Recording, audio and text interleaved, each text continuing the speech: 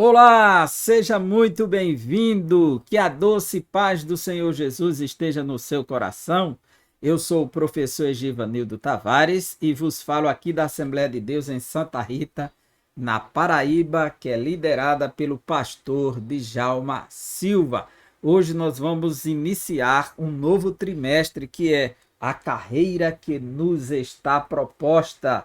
Uma excelente lição que traz como subtítulo O Caminho da Salvação, Santidade e Perseverança para chegar ao céu.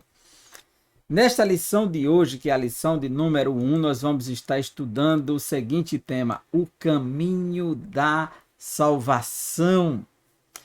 Quando tratamos desse tema tão relevante, o caminho da salvação, precisamos refletir como ele se processa. E esse caminho ele se dá em três momentos. É um caminho só, mas é o início, que é o processo da regeneração, que é o ponto de partida, o meio, que é o processo, que é a santificação, como se processa a caminhada. A entrada é regeneração, voltar, e generar, que é gerar novamente, ser gerado novamente. Então, a regeneração como início, o meio, que é o processo, a santificação, e o fim, que é o objetivo, a conclusão de tudo, a glorificação. Então, vamos estudar o início da caminhada, que é justamente a doutrina da regeneração. As lições seguintes darão continuidade ao meio e ao fim. Então, hoje, vamos começar com o início da caminhada. Vamos lá? A nossa lição, ela tem 3 capítulos e logo ela tem 3 objetivos. O primeiro, explicar o sentido da caminhada com Cristo. Nesse primeiro capítulo, vamos estudar os 2 caminhos e os 3 companheiros, que são o Pai, o Filho e o Espírito Santo. No segundo objetivo, ligado ao segundo capítulo, vamos estudar ensinar a respeito da doutrina do novo nascimento, que é a doutrina da regeneração. E com isso vamos estudar as necessidades do novo nascimento. E vamos ver que a religião não faz nascer de novo e o processo do novo nascimento. Como é que se processa o novo nascimento? No terceiro capítulo, que temos o terceiro objetivo, nós vamos estudar sobre enfatizar a importância do Novo Testamento para a formação de quem inicia a caminhada cristã. Porque o Novo Testamento e não o Antigo Testamento, se tudo é a palavra de Deus? Simplificando, porque quem vai direto ao Novo Testamento, ele vai direto à pessoa de Cristo de forma exposta, clara. E depois, seguindo para o Antigo Testamento, que são histórias longas e profundas, para ele ter uma compreensão das grandes doutrinas, mas para início, qualquer novo convertido, lendo primeiro o Novo Testamento, vai ficar claro para ele qual é a vontade e o propósito de Deus para a sua vida em relação à sua nova vida com Cristo. O Novo Testamento deixa isso muito claro. Então, o Novo Testamento, nós vamos estar vendo nesse terceiro capítulo, o tema do Novo Testamento, que é a pessoa de Cristo, e a importância do Novo Testamento. Então vamos lá iniciar a nossa jornada. A nossa leitura bíblica em classe se encontra no Evangelho de João, capítulo 3, versículos de 1 a 8, que é um encontro de Jesus com o fariseu Nicodemos, que é um dos mestres da lei de Israel. E havia entre os fariseus um homem chamado Nicodemos. A palavra Nicodemos significa a vitória do povo, que a palavra Nico, em grego, vem de Nike, que quer dizer vitória, conquista, e demos, que é povo. Você tem democracia, é o governo do povo, né? Cracia, governo, e demos, povo, democracia. Nicodemos significa a vitória do povo. Se você pegar essa palavra Nico, ela em inglês é Nike. Nike quer dizer vitória, que é uma marca famosa do esporte, por conta dessa palavra Nike, em grego, que quer dizer vitória. Nicodemos quer dizer a vitória do povo. Ele é um fariseu. Fariseu era a religião tradicional mais radical do Novo Testamento. É um grupo que surgiu por volta do segundo século antes de Cristo, na revolta dos Macabeus, literalmente em 168 antes de Cristo. Foi a grande resistência aos sírios dos Macabeus, e aí surgiu um grupo de resistência a qualquer tipo de ameaça ao judaísmo. E eles começaram a trabalhar um judaísmo tão radical, que radical é voltado à raiz, esse é o sentido da palavra, que acrescentou regras que não eram exigidas na lei do Senhor. Então, essa seita, porque depois dela surgiu os saduceus, um grupo mais ameno e que não acreditava na existência dos anjos, dos espíritos, da ressurreição, o grupo aristocrático de Israel, e que influenciava muito o serviço do templo, os saduceus. Depois, no Novo Testamento, surgiram os herodianos, um grupo favorável à família de Herodes, e surgiram os essênios, também não é citado na Bíblia de forma direta, mas de forma indireta, quando fala de um homem com um cântaro na cabeça. É um grupo celibatário que ficava uma parte em Jerusalém e outra no sul da Judéia, junto ao Mar Morto. E os zelotes, que é um grupo de resistência da esquerda política religiosa de Israel naqueles dias, e Jesus tem um dos discípulos, que é Simão, o zelote, o nacionalista, né? Então, mas os fariseus, que eram uma seita muito radical. Você pode ver em Gálatas, capítulo 1, quando o apóstolo Paulo dá o seu testemunho, e ele diz assim, no seu testemunho, Gálatas, capítulo 1, você pode conferir comigo, ele diz assim,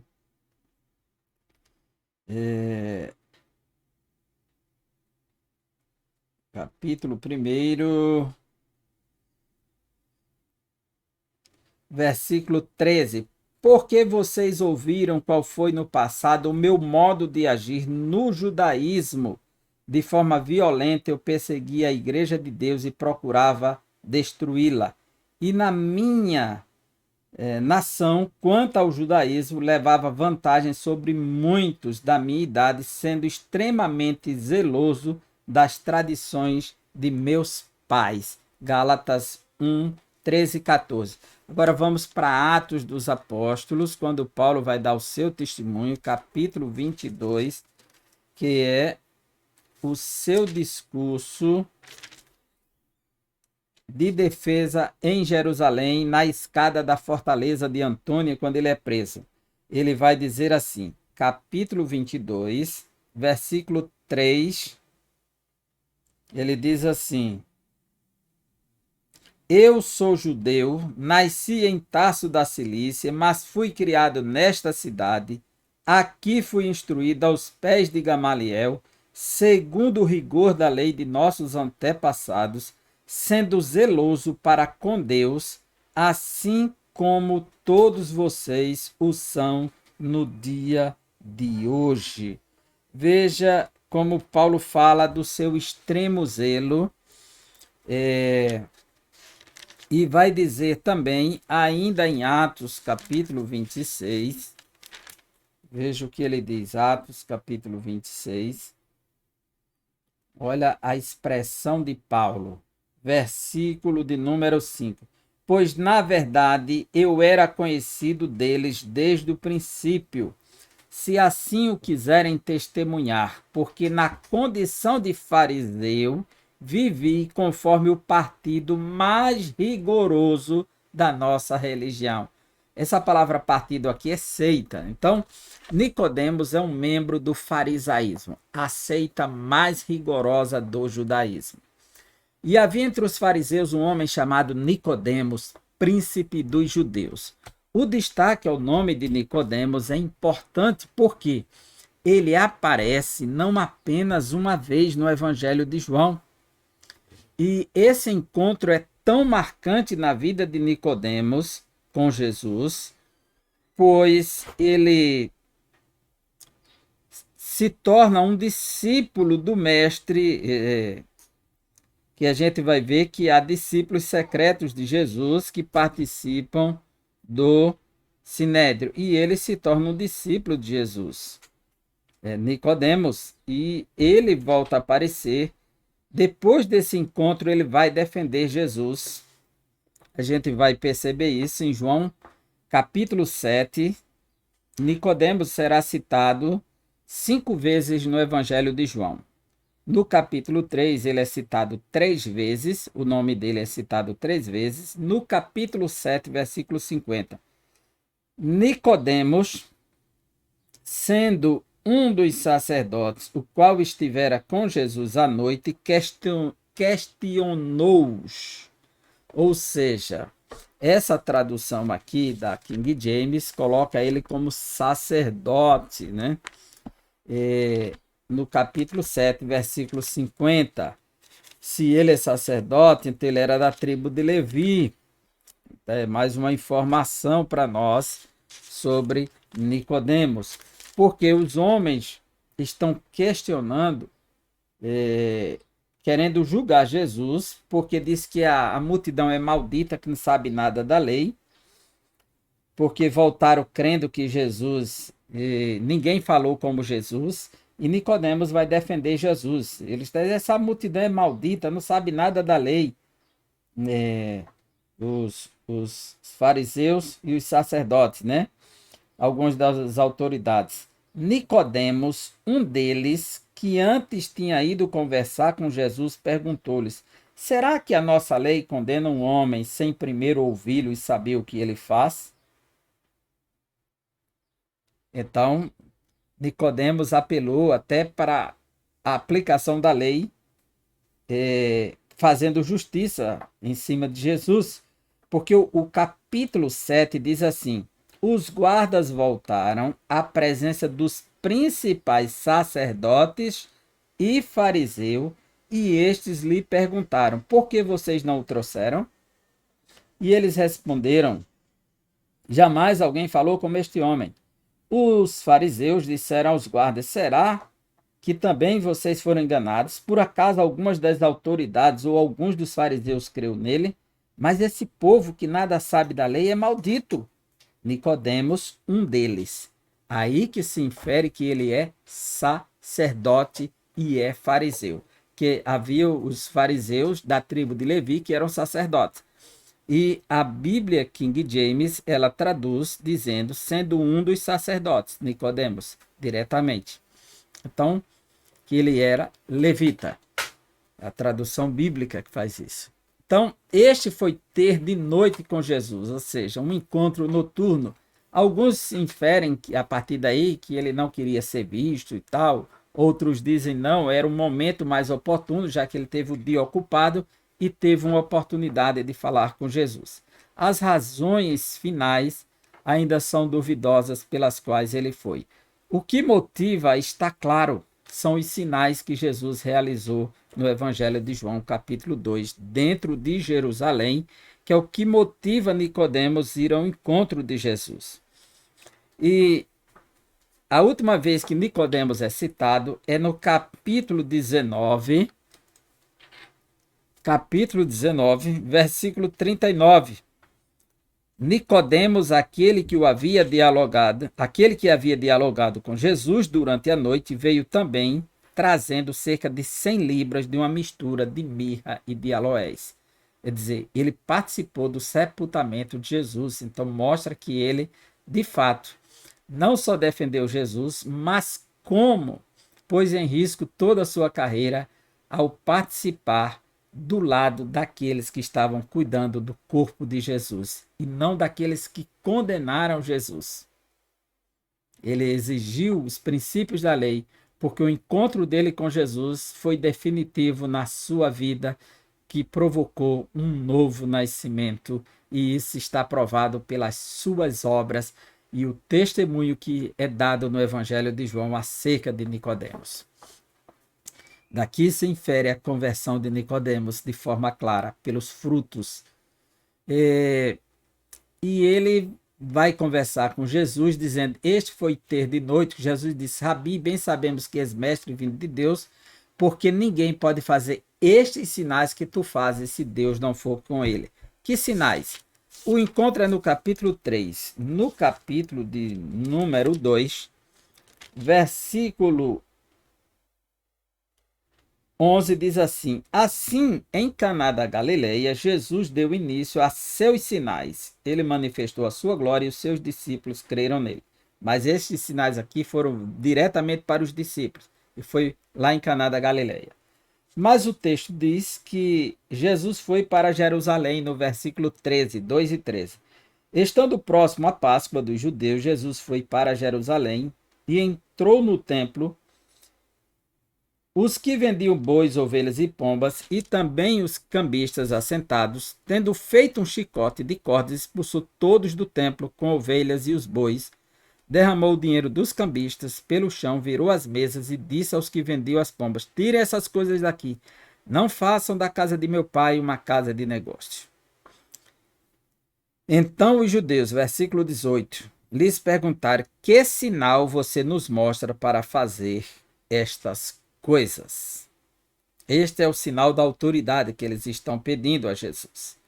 E ele diz que vai reconstruir o templo em 3 dias, mas falava da sua ressurreição. No entanto, a Bíblia diz assim, versículo 23 do capítulo 2. Estando Jesus em Jerusalém, durante a festa da Páscoa, muitos creram no seu nome quando viram os sinais que ele fazia. Ou seja, muitos creram no seu nome quando viram os sinais que ele fazia.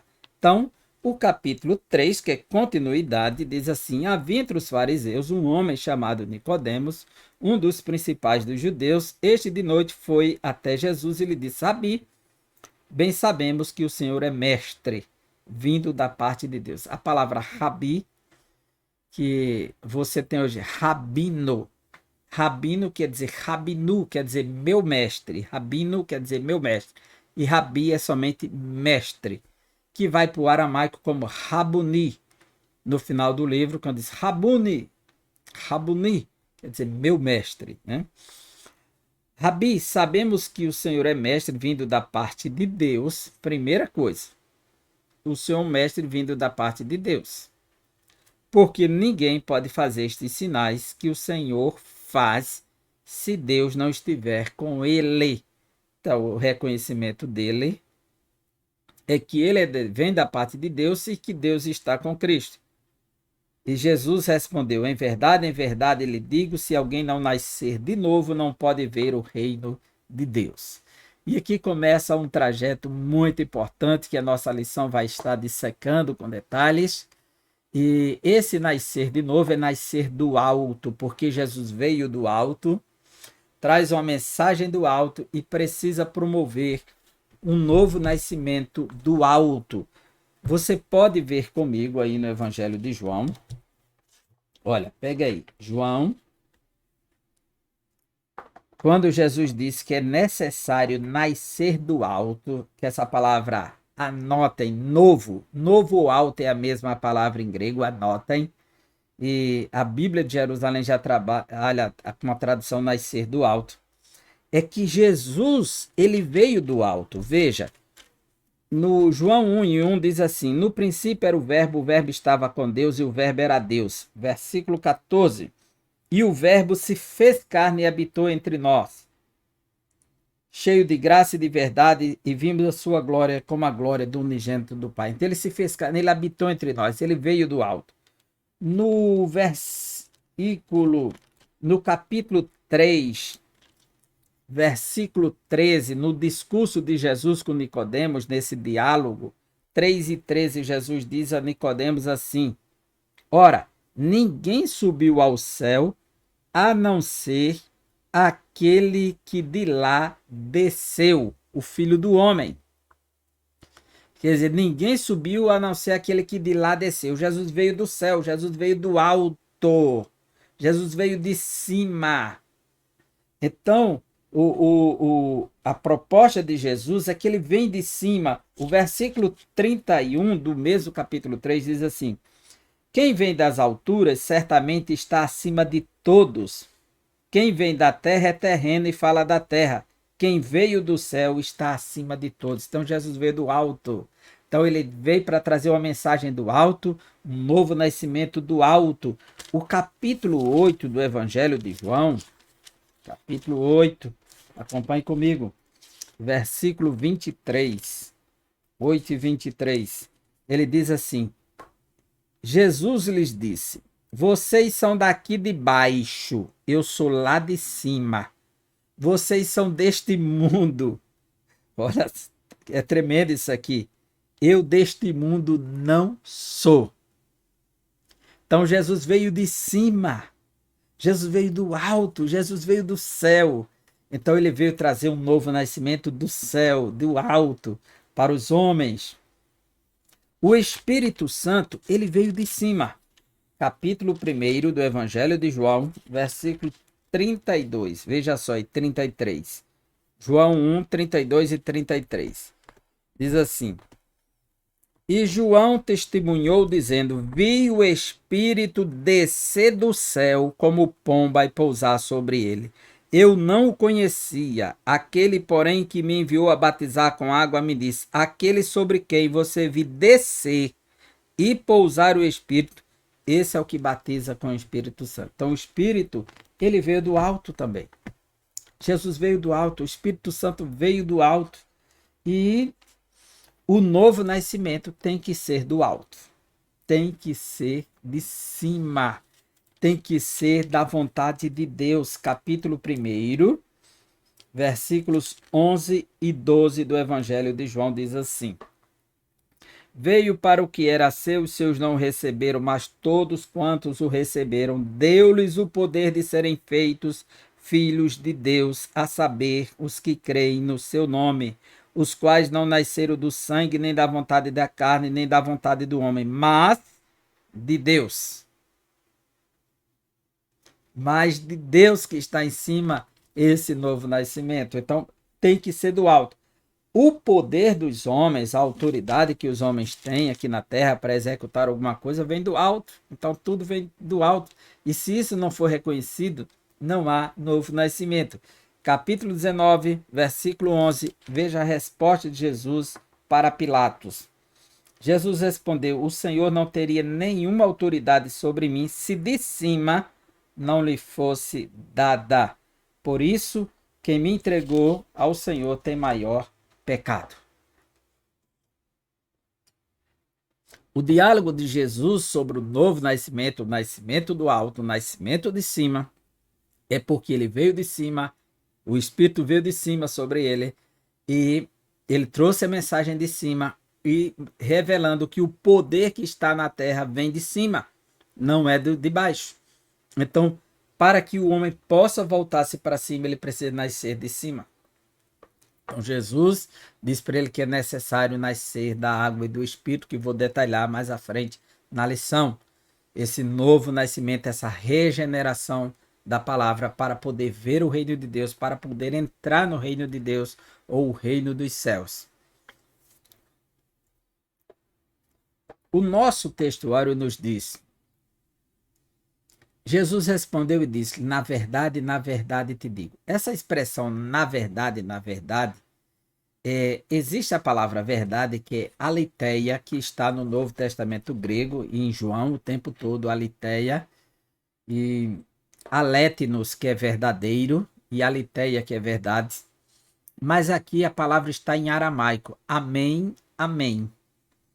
E essa palavra em aramaico, amém, amém, ela tem um sentido muito especial. Por quê? Essa palavra, quando é usada no início de uma frase, ela significa seja firme, verdadeiramente, seja confirmado, no início.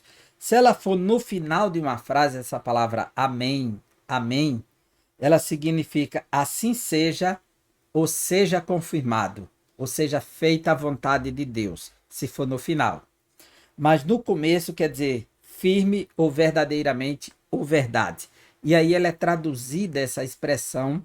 Jesus está em Jerusalém e está usando uma expressão que era usada na sinagoga pelos rabinos nas grandes reuniões. E como Nicodemos é um fariseu, ele faz parte daqueles que ensinam a lei, é mestre em Israel, então ele sabe que essa palavra, quando fosse usada no começo, ele está dizendo, isso aqui é a verdade, isso aqui está firmado e não pode ser mudado.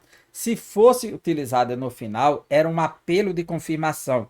Quando terminava a reunião, que dissesse, olha, Deus quer salvar a todos, você dissesse, amém, quer dizer, seja feita a vontade de Deus, seja confirmado. Se ele dizendo assim, amém, Deus quer salvar a todos, ele está dizendo, isto é verdade, Deus quer salvar a todos. Então, Jesus começou o discurso assim, na verdade, te digo, que aquele que não nascer de novo, aquele que não nascer do alto, não pode ver o reino de Deus. Veja essa tradução de Jerusalém aqui, olha. Aqui. Ela está dizendo, em verdade te digo, quem não nascer do alto não pode ver o reino de Deus. Essa é a tradução de Jerusalém. A verdade prática nos diz o novo nascimento marca o início da jornada do crente em Jesus Cristo. Mas afinal, o que é o novo nascimento? Como se processa o novo nascimento? É isso que vamos estar vendo a partir de agora. A nossa introdução nos diz: neste trimestre estudaremos a jornada do cristão. Para iniciarmos aos nossos estudos, temos o propósito de compreender o início de nossa caminhada com Cristo e o quanto somos agraciados com a presença da Santíssima Trindade nessa trajetória.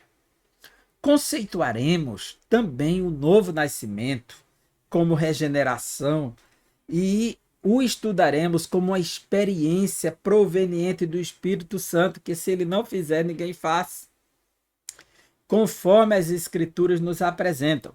Finalmente, mostraremos a importância do Novo Testamento no início dessa jornada de fé, para se dar os primeiros passos.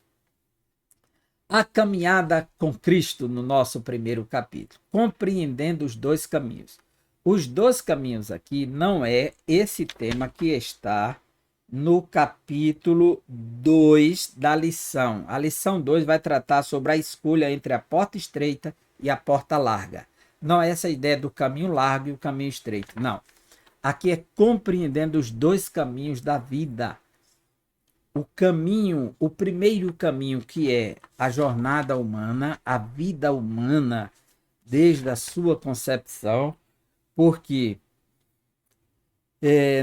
temos esse caminho natural e o caminho sobrenatural para seguir, que é a vida no primeiro nascimento e a vida no segundo nascimento, que é o nascimento do alto, que não deixa de ser o primeiro e único, né? Então, essa vida humana, a gente sabe que ela só acontece uma vez, e o capítulo 3, versículo 4, Nicodemos pergunta, disse-lhe Nicodemos, como pode um homem nascer sendo velho? Quer dizer, como ele vai nascer sendo velho se ele já nasceu uma vez? Não existe dois novos nascimentos naturais. Da mesma forma, não existe dois novos nascimentos espirituais. Que uma vez salvo, uma vez regenerado, ele estará sempre regenerado. Ele pode estar afastado. Ele vai se reconciliar, ele não vai nascer de novo. Não existe dois novos nascimentos, três novos nascimentos. Uma pessoa se afasta do evangelho, ele esfria, mas ele tem a consciência da verdade, que Deus é Pai, da graça, da necessidade da igreja, da verdade, das escrituras, e o temor de Deus fica no seu coração. Então, essa pessoa só precisa reconciliar com a igreja, pois ela já nasceu uma vez, já está nascida. Não existe dois novos nascimentos. Uma vez nascido, sempre nascido. É simples assim e direto assim. Não existe três novos nascimentos nas Escrituras, somente um. Então, a vida é nos dois caminhos. A vida humana é esse primeiro processo que se dá. Inicia o momento do nascimento natural, ela poderá ser longa ou curta, uma pessoa pode viver muito, pode e partir desde o ventre, ser um aborto, ou nascer e passar poucos dias, ou meses, ou anos. Então, não há como delimitar isso aqui, né? Depende de Deus, não depende da pessoa. Ela poderá ser longa ou curta, mas não eterna. A vida física não é eterna. Essa trajetória humana é marcada pelas fases da infância, adolescência, juventude, vida adulta e velhice. É o ciclo: nascer, crescer, vai da infância e chega na vida adulta, que chega no meio do ciclo, aí ele desce, vai descendo, né? Seus 50, 60, 70, 80, 90, 100. Então ele vem da estaca 0 a 100, né? Um processo natural. E o que passar dos 70, 80 já começa o sofrimento. Também é caracterizada por dois momentos, o nascimento e a morte. A esse tipo de jornada, a vida que Jesus se refere quando diz o que é nascido da carne é carne. Essa é a vida natural, essa é a vida comum. O que é nascido da carne é carne. No entanto, a vida com Cristo é uma nova jornada. A vida humana pode se tornar uma jornada maravilhosa quando Cristo, nosso Senhor, nos convida para fazer parte da sua vida. Aqui o texto diz assim: pode se tornar uma jornada maravilhosa quando convidamos o Senhor Jesus para fazer parte dela. Ninguém pode convidar o Senhor Jesus se não for convidado por ele. Todos nós precisamos primeiro ouvir que é o convite do próprio Senhor, o chamado ao arrependimento. Não é uma escolha da pessoa para ir ao Senhor, para chamá-lo para ser o seu Senhor. Não. É o inverso. É de senhor para escravo. É ele quem faz o serviço, não somos nós.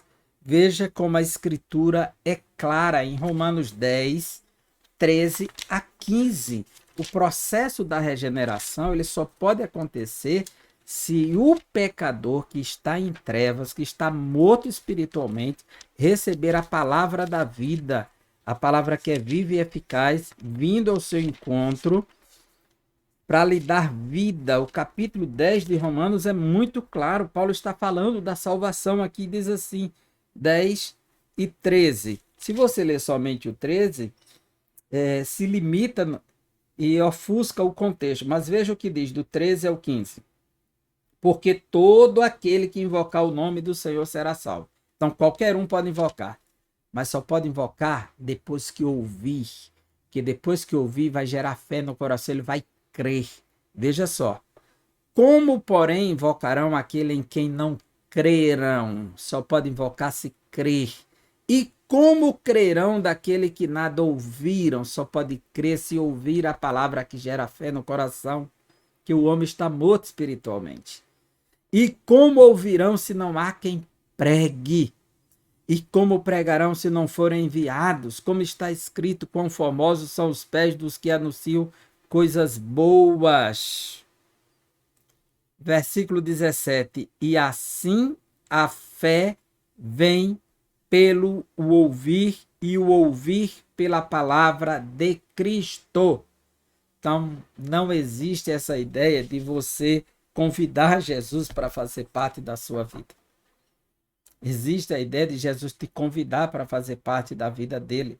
Não tem pecador que possa tomar essa decisão sem antes ouvir a palavra da vida, a palavra da verdade, a palavra que dá vida a ele, a palavra que gera fé no coração dele, para que ele possa, de fato, capacitado pelo Espírito, responder, porque o Espírito o convenceu do pecado, do juízo e da justiça. A não ser, ninguém pode tomar essa decisão por conta própria. Aqueles que chamaram Jesus para ir à sua casa é porque ouviram falar de Jesus, porque a mensagem chegou e gerou fé em seu coração. Então, Jesus sempre elogia a fé daqueles que ouviram falar dele sem nem ter visto ele como centurião. Nunca vi tamanha fé em todo Israel.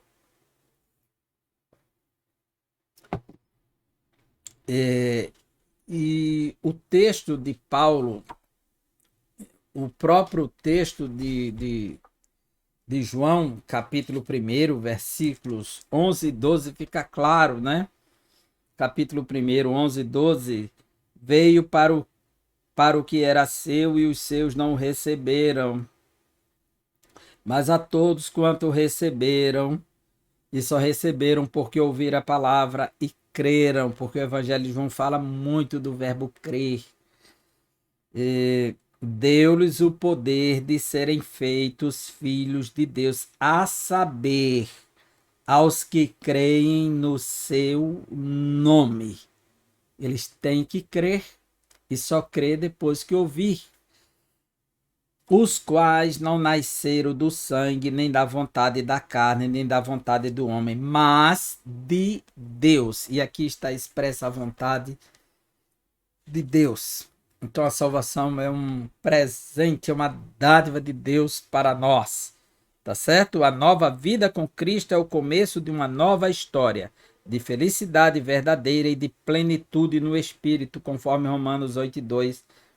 Portanto, agora nenhuma condenação há para os que estão em Cristo Jesus, que não andam mais segundo a carne, mas segundo o Espírito, que a lei do Espírito me deu vida em Cristo Jesus. Quer dizer, a lei do Espírito me deu vida, eu estava morto espiritualmente. Ela trouxe vida para mim em Cristo Jesus. Nessa vida, novos propósitos, novos pensamentos e novas esperanças. Então, tudo agora é a mente de Cristo renovando, não se conformando com este mundo, mas transformando pela renovação do entendimento. É um novo viver. Afinal, nos tornamos um filho ou uma filha de Deus. Esse tipo de jornada de vida que nosso Senhor se refere quando diz: o que é nascido do Espírito é Espírito. É isso que ele está dizendo aqui em João 3:6. O que é nascido da carne é carne, é o natural. O que é nascido do Espírito. Ou seja, esse do já indica o local onde a pessoa nasce. Ele foi gerado pelo Espírito. Tá certo? Não foi ele que se autogerou. É o Espírito. Os três companheiros da nossa caminhada. Jesus, o Filho, Deus, o Pai, e o Espírito Santo, que vem habitar conosco para nos auxiliar. Quando recebemos Jesus como Salvador, Deus passa a ser o nosso Pai. Agora somos cuidados, instruídos e fortalecidos por eles. Por quê? Porque agora nós fomos adotados como filhos, temos direito à herança, participamos da família de Deus. E temos um relacionamento de pai e filho. Além do pai, temos também o seu filho, como aquele que nos concede a vitória contra o pecado e toda a sorte de males. 1 Coríntios 15:57. Graças a Deus que nos dá a vitória por Cristo Jesus. Então é através do Filho a vitória. E por nos amar, nos concedeu a sua vida. João 3:16. Deus amou o mundo de tal maneira que deu seu Filho unigênito para todo aquele que nele crer não pereça, mas tenha a vida eterna. E nos conduz a uma segurança para o seu reino celestial. Colossenses 2:6 e 7, como ele está nos conduzindo em segurança. E na carta de Judas, ele diz que ele não vai deixar tropeçar os pés dos seus filhos que estão nessa jornada de obediência. Veja, Judas, carta de Judas, como o Senhor, ele nos dá a capacidade da perseverança. Judas só tem um capítulo e ele diz assim: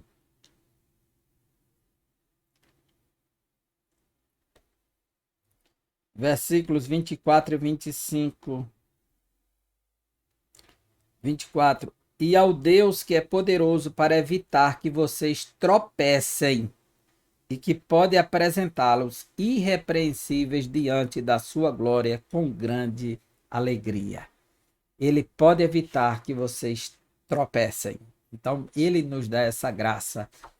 Então, a vinda, o Filho veio e prometeu que o Pai viria e o Espírito Santo também, para estar em nós e conosco todos os tempos, todos os dias.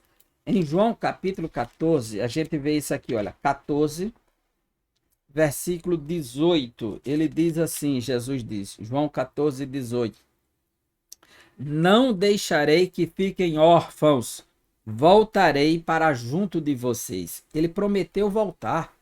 Ele não disse que ia mandar o Espírito, mas aqui ele disse que ele prometeu voltar. Que o Espírito vindo, ele vem. Versículo 23. Jesus respondeu: Se alguém me ama, guardará a minha palavra, e o meu Pai o amará, e viremos para ele e faremos nele morada, ou seja, o Pai e o Filho. Versículo 26. Mas o Consolador, o Espírito Santo, que o Pai enviará em meu nome, ele ensinará a vocês todas as coisas e fará com que se lembre de tudo que eu lhes disse. Ou seja, o Espírito Santo virá também. Pai, Filho e Espírito Santo. O novo nascimento. Veja agora o novo nascimento. Por que precisamos do novo nascimento? Embora esteja na primeira pessoa do plural, é o mesmo que dizer por que o mundo precisa do novo nascimento. É que nós nascemos de novo, por isso que estamos no cristianismo, no corpo de Cristo. Ninguém pode participar, ninguém pode ver o reino de Deus sem o novo nascimento. Primeiro, porque todos os homens são pecadores e por serem pecadores, eles morreram espiritualmente. Todos os homens se tornaram pecadores. No início do diálogo entre Jesus e Nicodemos, o termo homem se destaca. Havia um homem entre os fariseus. Esse substantivo masculino do grego antropos significa homem e tem um uso genérico no texto e por isso seu sentido inclui todos os seres humanos. Assim o Senhor Jesus afirmou que Nicodemos precisava nascer de novo, um novo nascimento vindo diretamente do céu. Como homem, ele estava na condição caída de todos os seres humanos, porque todos pecaram. Romanos 3 e 23, e não 2 e 23, 3 e 23. Todos pecaram. Nesse sentido, todo ser humano precisa passar pelo processo de regeneração, ser regenerado, gerado novamente. E esse gerado novamente é a regeneração espiritual. Experimentar uma ação divina no interior, ou seja, nascer de novo. A Bíblia diz assim, Efésios, capítulo 2, versículo 1. Efésios 2 e 1. Ele lhes deu vida, Deus, quando vocês estavam mortos em suas transgressões e pecados. Ou seja, a igreja só tem vida porque ele deu, que estavam mortos em transgressões e pecados, nos quais vocês andaram no outro tempo, segundo o curso deste mundo, segundo o príncipe da potestade do ar, do espírito que agora atua nos filhos da desobediência. Então, essa era a condição, mortos espiritualmente, vivendo em delitos e pecados. E quando andava era de acordo com a orientação de Satanás, o príncipe deste mundo.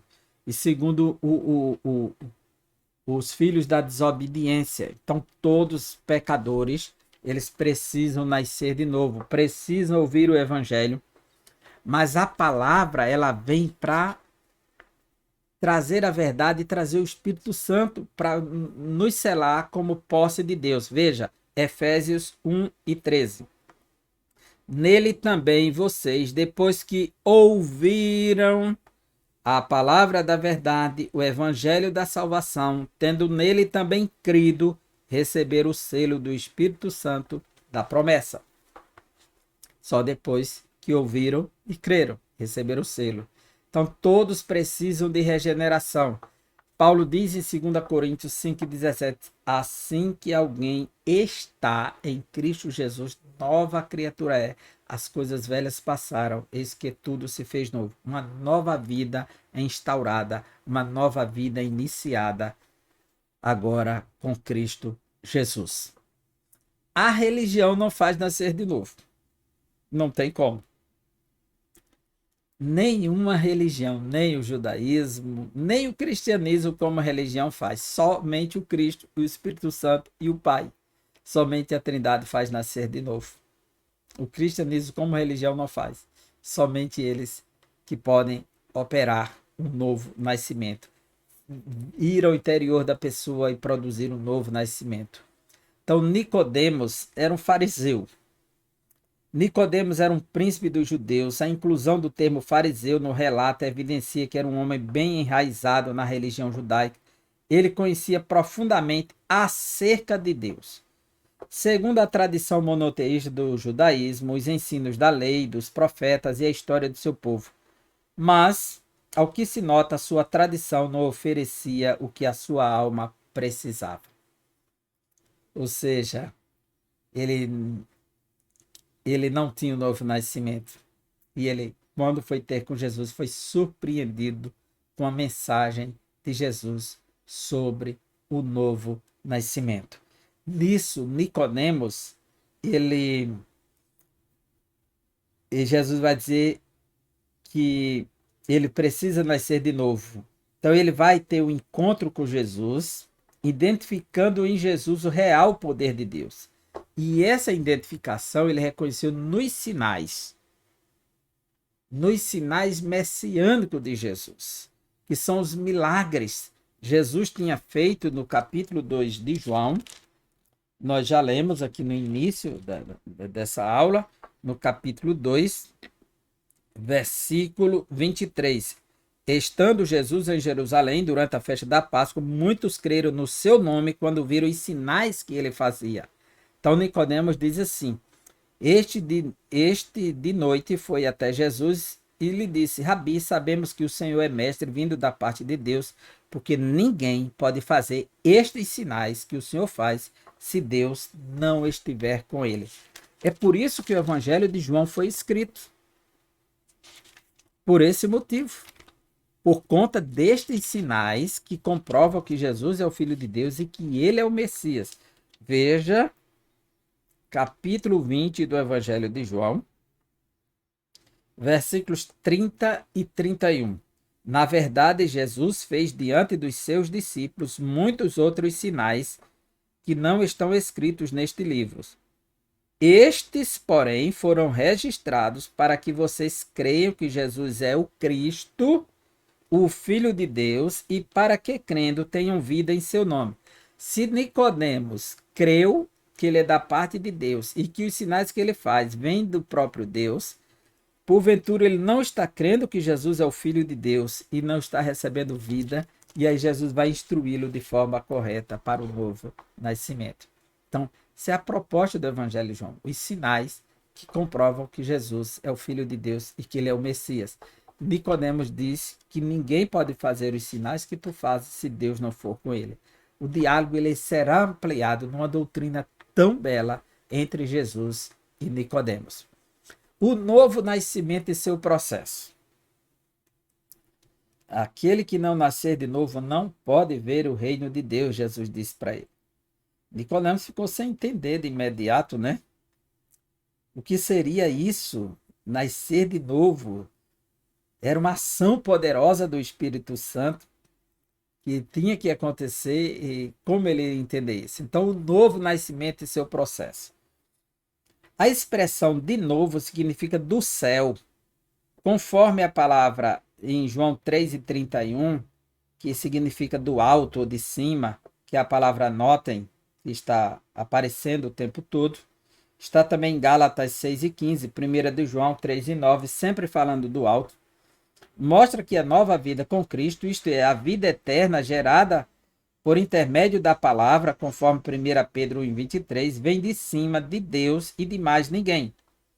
Para explicar este processo de nascer de novo, nosso Senhor fez uso de dois termos, água e espírito. Água e espírito. Com a água, de acordo com o contexto do Evangelho de João, pode referir-se à antiga lei e simbolicamente ao seu sentido. Olha só. Ora, nosso Senhor cumpriu a lei, de modo que, ao falar da velha ordem, a representação da água era assegurada, mas por intermédio da nova ordem, a nova aliança, por meio da obra do Espírito Santo, a água iria jorrar para a vida eterna. A água é um tema que domina o Evangelho de João. Você pode ver que no capítulo 1, João está batizando com água e dizendo que Jesus batiza com o Espírito Santo. Mas ele diz que vem batizando com água para arrependimento e para revelar o Filho de Deus. Vem anunciando com água. Nós vamos ler essa referência. No capítulo 2, a água é transformada em vinho. No capítulo 3, é preciso nascer da água e do Espírito. No capítulo 4, a água é uma fonte que jorra para a vida eterna. Jesus diz à mulher samaritana. No capítulo 5, Jesus cura um homem que está junto ao tanque, esperando as águas serem agitadas. Jesus chega sem agitar nenhuma água e cura o homem naturalmente, só pelo ato de crer. Você quer ficar curado? Pronto.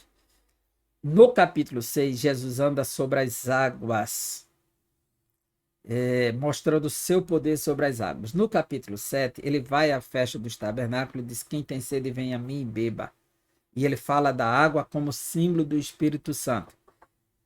No capítulo 9, ele cura um cego de nascença nas águas do tanque de Siloé. Então, ele tem poder, não é a água. O tempo todo, a água está sob o domínio de Jesus. E quando a água recebe vida, é o símbolo do próprio Espírito Santo. Veja só. Mas, no capítulo 11, Jesus está do outro lado do Jordão, eles vão buscar ele para ressuscitar Lázaro, e no capítulo 12, Jesus entra em Jerusalém, no jumentinho, ele esteve em Betânia logo no início, e no capítulo 13 ele pega a água e começa a limpar os pés dos discípulos, num ritual de purificação, mas simbolizando toda a purificação do corpo, que quando ele vai lavar Pedro, Pedro diz assim: não quero que o Senhor me lave. Ele, se eu não te lavar, não tem parte comigo. Então eles estão lavando somente os pés, mas as mãos e a cabeça eles não precisam. Todos vocês já estão limpos, menos um, que era Judas, o traidor. Então a água como símbolo de purificação. Os judeus utilizavam a água nos rituais de purificação. Então na velha aliança era um símbolo de purificação externa. João Batista traz agora a água, depois de se arrepender primeiro no coração, ser batizado nas águas para entrar no reino dos céus. Então começa aí uma nova dimensão, e João já disse que eu batizo com água, mas vem um que batizará com o Espírito Santo. Esse vem do alto. Então já começa a dar uma nova dimensão ao conteúdo da água. Por isso que essa palavra água, ela recebeu diversas interpretações na história da igreja. Primeiro, alguns interpretaram quando Jesus disse é necessário nascer da água e do Espírito, essa água aqui como líquido amniótico, aquela bolsa amniótica que o bebê fica dentro quando ele passa os 9 meses na barriga da mãe, flutuando dentro de uma bolha de água, que é um líquido amniótico. Então, é preciso nascer da água como o nascimento natural e nascer do Espírito como nascimento sobrenatural. Essa é uma interpretação, a número 1, que está aqui embaixo. Líquido amniótico, a primeira interpretação. Essa interpretação, ela faz parte da tradição cristã, mas não tem muita força. Outros disseram, é o ato do arrependimento. Quando a pessoa se arrepende, isso seria a água que estaria purificando a sua vida, o seu coração. Seria o ato do arrependimento que representa essa água. Outros interpretaram como batismo nas águas, porque João diz assim, João 1 e 31, veja só, capítulo 1, versículo 31. Eu mesmo não o conhecia, não conhecia Jesus, mas vim batizando com água a fim de que ele fosse manifestado a Israel. Ou seja, o batismo de João com água tinha um valor extraordinário, porque ele veio batizando a fim de que Jesus fosse manifestado a Israel, e Jesus vai até o próprio João para simbolizar o batismo e a sua identificação com os pecadores, com os homens, para cumprir a justiça. Então, seria o batismo nas águas como um meio para entrar no reino de Deus, como um ato de confissão. E aí, uns levaram isso ao extremo, e essa interpretação está viva numa tradição cristã, porque vai tratar o batismo como sacramento e não como ordenança. Então, o batismo seria necessário, por ser um sacramento, um meio de transferir a graça salvadora para a pessoa. Também não vem o caso da nossa interpretação. Outros vão defender como sinônimo do Espírito, que essa água aí é o próprio sinônimo do Espírito. Por quê? O versículo de número 6, quando repete, veja, a primeira expressão de Jesus, no versículo 3, em verdade, lhe digo, se alguém não nascer de novo, não pode ver o reino de Deus. Nicodemos perguntou, como pode um homem nascer sendo velho? Será que pode voltar ao ventre materno e nascer uma segunda vez? Jesus respondeu, em verdade, lhe digo, quem não nascer da água e do Espírito não pode entrar no reino de Deus. Jesus disse da água e do Espírito. O que é nascido da carne é carne, o que é nascido do Espírito é Espírito. Quando Jesus repetiu que é necessário nascer do Espírito, ele não citou água outra vez. Então, alguns entendem que isso aqui seria sinônimo do próprio Espírito, porque Jesus não repetiu água, ele só repetiu a palavra Espírito. Então, água e Espírito estariam conectados aqui. Porque o capítulo 7 do Evangelho de João, na festa dos tabernáculos, no último dia, Jesus se coloca de pé, e o 37 a 39 nos diz, no último dia, o grande dia da festa, Jesus se levantou e disse em alta voz, se alguém tem sede, venha a mim e beba. Quem crê em mim, como diz a Escritura, do seu interior fluirão rios de água viva. Isso ele disse a respeito do Espírito, que os que nele crescem haviam de receber, pois o Espírito até aquele momento não tinha sido dado, porque Jesus ainda não havia sido glorificado. Ou seja, água aqui é sinônimo de Espírito. Seria esse o sentido. Essa mesma expressão ela se corrobora na carta de Paulo a Tito, capítulo 3, versículo 5. Veja o que Paulo diz, 3 e 5 a Tito. 3 e 5. E ele nos salvou não por obras de justiça praticadas por nós, mas segundo a sua misericórdia, ele nos salvou mediante o lavar regenerador e renovador do Espírito Santo. O lavar, quer dizer, a ação de lavar do Espírito Santo, que ele derramou sobre nós ricamente por meio de Jesus Cristo, nosso Senhor. Então, ele associa aqui água ao Espírito Santo. Outros entendem que seria a própria palavra de Deus. Essas duas últimas interpretações, as duas de fato, elas se combinam em relação a esse texto, tanto o Espírito quanto a palavra. Mas não pode ser um e o outro, não. Não, porque os dois vão estar ligados. A palavra é Espírito e vida. Ezequiel, Jesus vai dizer a Nicodemos, tu és mestre em Israel e não sabes dessas coisas, quer dizer, você não conhece a lei? Que diz a palavra de Deus? Porque em Ezequiel 36, Deus já havia profetizado pela boca do profeta, 36, 26 a 27. Olha que texto maravilhoso. 36, 26 a 27. Eu lhes darei um coração novo e porei dentro de vocês um espírito novo. Tirarei de vocês o coração de pedra e lhes darei um coração de carne. Porei dentro de vocês o meu espírito e farei com que andem nos meus mandamentos e guardem e observem os meus juízos. Na realidade, eu comecei do 26, eu tenho que começar no 25.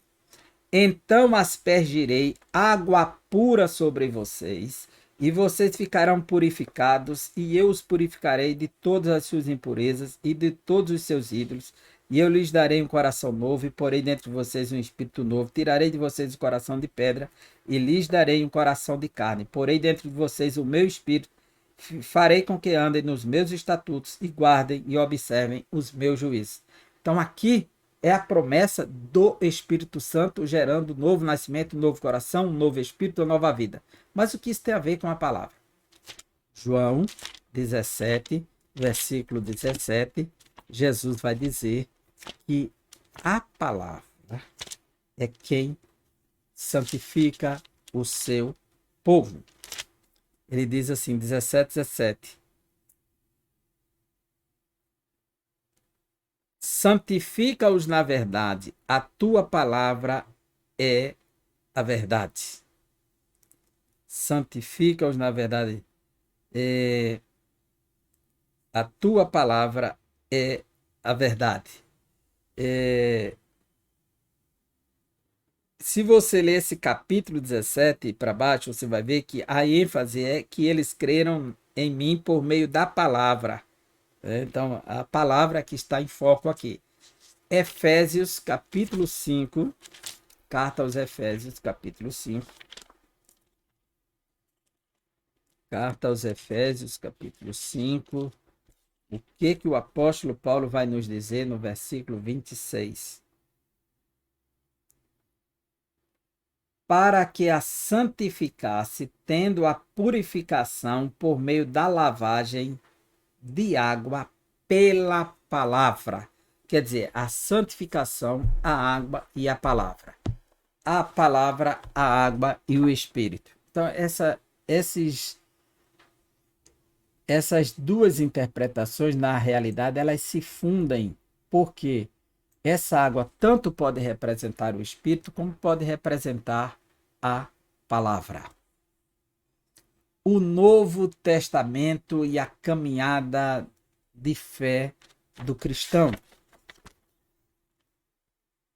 O Novo Testamento. O conceito de Novo Testamento como escritura é um processo gradual na vida da igreja. No início, ele não era visto pela igreja como um livro, mas como uma unidade que fazia diferença entre a antiga aliança, a lei, e a nova aliança, o evangelho. Então, a própria escritura nos mostra em 2 Coríntios 3:6 que há essa antiga aliança, como o Antigo Testamento todo representa a antiga aliança, e essa palavra aliança, que vem do grego diatike, e vai para o latim testamento, como testamento.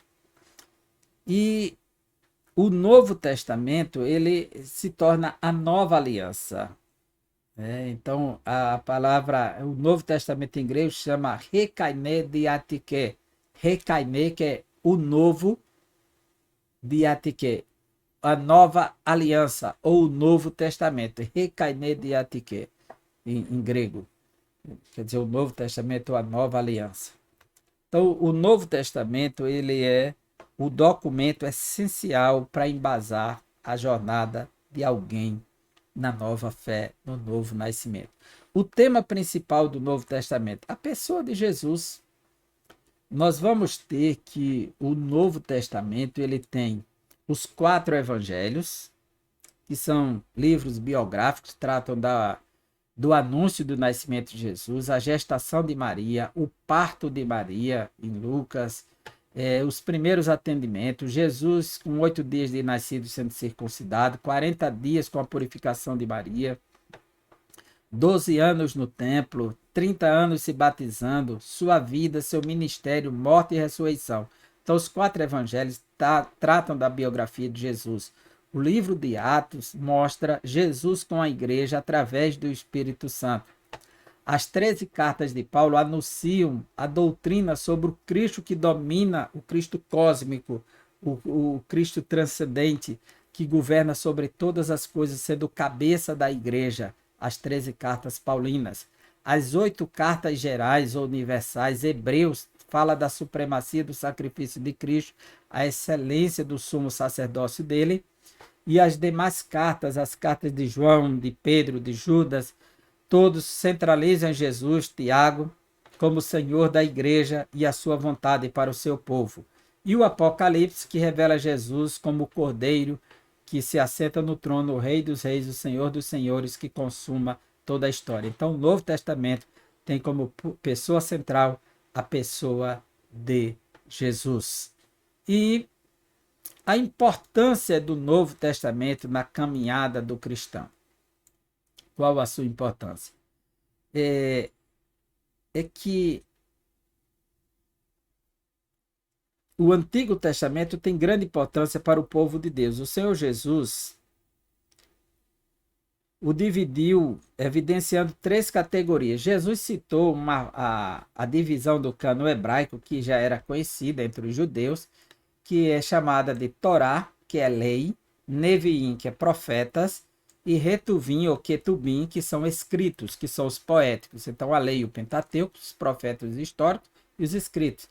Essa forma aqui já era conhecida desde Flávio José cita isso, antes de Jesus vir, os judeus já tinham dividido o Antigo Testamento nessas 3 partes.